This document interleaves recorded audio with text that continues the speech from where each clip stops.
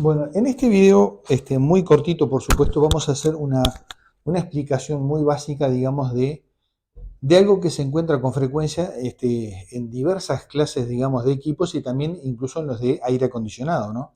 O sea que es un poco el circuito de alimentación, digamos, luego del puente rectificador en lo que tiene que ver con la carga del condensador.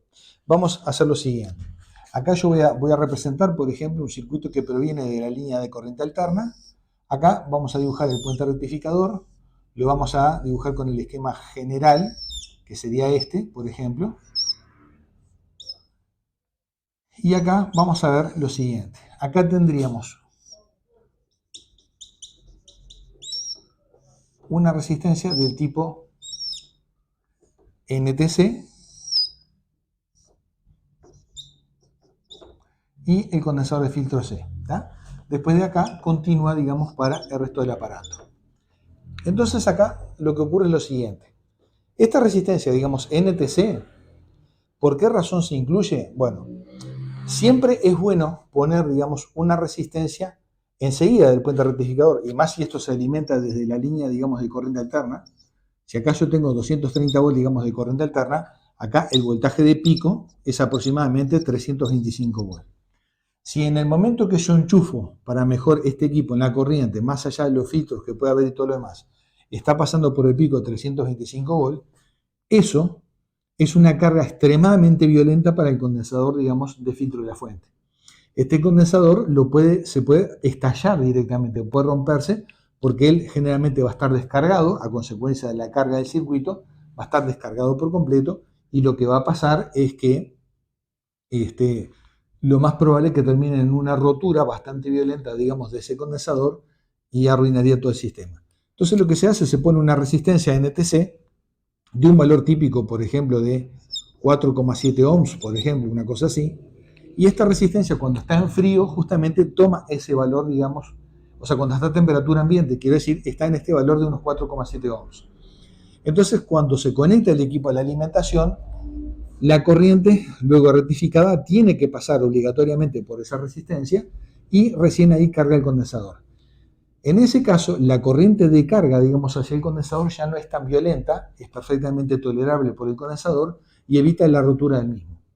Una vez que el equipo arranca, va a empezar a circular corriente por esa resistencia, esta resistencia va a tomar una cierta temperatura y esta resistencia va a ir bajando a un valor incluso cercano a cero. ¿Qué significa? Que después que el equipo está encendido y está funcionando, esta resistencia casi que desaparece del esquema, casi que desaparece del circuito y por lo tanto no tiene ninguna influencia y hace que incluso que el efecto del condensador, el efecto filtrado del condensador sea todavía más pronunciado.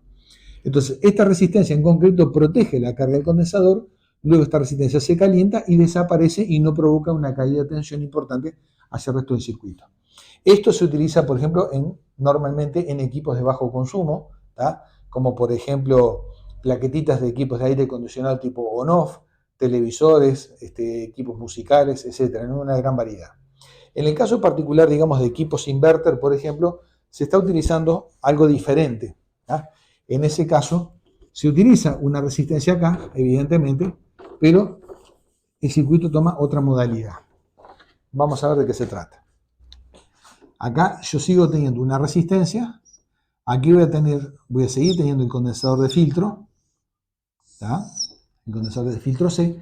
Lo único que esta resistencia ahora va a ser, digamos, del tipo PTC, en una palabra, va a ser una resistencia del tipo PTC, e incluso acá va a haber en una palabra un relé en paralelo con ella, y este relé se va a cerrar, ¿tá? A efectos, digamos, por el efecto de una bobina que es controlada desde el microcontrolador, o sea, desde el microprocesador principal. Entonces lo que ocurre es lo siguiente, ¿tá? Esto se utiliza normalmente cuando son equipos que tienen condensadores de gran capacidad y por lo tanto incluso consumos bastante importantes, por ejemplo, ¿no? Cuando son consumos bastante importantes, eso obliga a utilizar un condensador de bastante más capacidad y por lo tanto, al aumentar la capacidad del condensador, si esta resistencia no estuviera presente, sería todavía más violenta la carga del condensador y la explosión ya sería bastante de proporciones mucho mayores todavía y se arruinaría todo el equipo.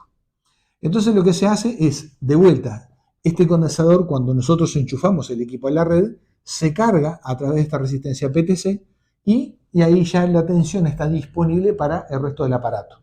¿Por qué se pone una resistencia del tipo PTC? Porque luego esa resistencia va a ser anulada por un relé. Pero esta resistencia PTC en general, el efecto que tiene es que a una cierta temperatura ambiente, por ejemplo, vamos a suponer 10 grados centígrados, tiene un determinado valor, y a 25, 30, 40 grados centígrados, como pasa en algunos lugares, tiene otro valor un poco mayor. Se pone una resistencia PTC a los efectos de proteger justamente más al condensador. Si hay una temperatura alta, con una carga violenta, por decir así, el condensador sería más fácil que estalle todavía. Entonces, si nosotros ponemos una resistencia del tipo PTC, se reduce el riesgo de un daño en el condensador y por lo tanto incluso de un daño posterior en el resto de la placa.